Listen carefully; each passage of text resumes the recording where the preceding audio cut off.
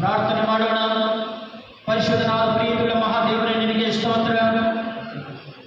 ಇವತ್ತಿನ ದಿನದಲ್ಲಿ ಕರ್ತನ ದೇವರೇ, ರಾಷ್ಟ್ರೀಯ ಪ್ರಾರ್ಥನಾ ದಿನಾಚರಣೆ ಭಾನುವಾರದ ದೈವಾರಾಧನೆ ನಿನ್ನ ಆಶೀರ್ವಾದದಿಂದ ನಡೆಸಲ್ಪಟ್ಟಿದೆ. ಅದಕ್ಕಾಗಿ ಸ್ತೋತ್ರ.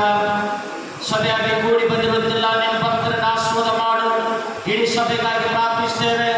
ಎಲ್ಲ ನಿಮ್ಮ ಮಕ್ಕಳನ್ನು ಆಶೀರ್ವಾದ ಮಾಡು. ಪ್ರತಿ ಕ್ರೈಸ್ತ ಕುಟುಂಬ ಆಶೀರ್ವಾದ ಮಾಡು ಕರ್ತನೆ.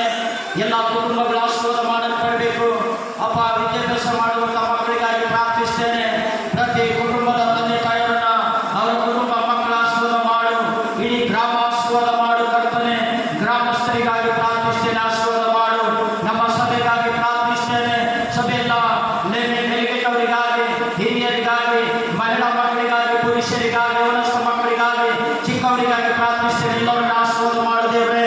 ವಿಶೇಷವಾಗಿ ಭಕ್ತಿಯಿಂದ ಕೊಟ್ಟಿರುವಂತೆ ಕಾಯಕ್ಕೆ ಆಶೀರ್ವಾದ ಮಾಡು. ಮತ್ತು ಕರ್ತನಾದ ದೇವರೇ, ಮಳೆ ಇಲ್ಲದ ಕರ್ತನಾದ ದೇವರೇ, ಅನೇಕ ವ್ಯವಸಾಯ ಮಾಡುವಂಥ ಮಕ್ಕಳು ನಿನ್ನ ಆಕಾಶದ ಕಡೆಗೆ ಕಣ್ಣೆತ್ತಿ ನೋಡ್ತಾ ಇರುವಾಗ ಭೂಮಿಗೆ ಮಳೆ ಸುರಿಸಿ ಅಪ್ಪ, ಬೆಳೆ ಉತ್ತಮವಾದ ರೀತಿಯಿಂದ ಬೆಳೆಯಲಿಕ್ಕೆ ನೀನು ಕೃಪೆ ಮಾಡಬೇಕಾಗಿ ಬೇಡಿಕೊಳ್ತೇವೆ.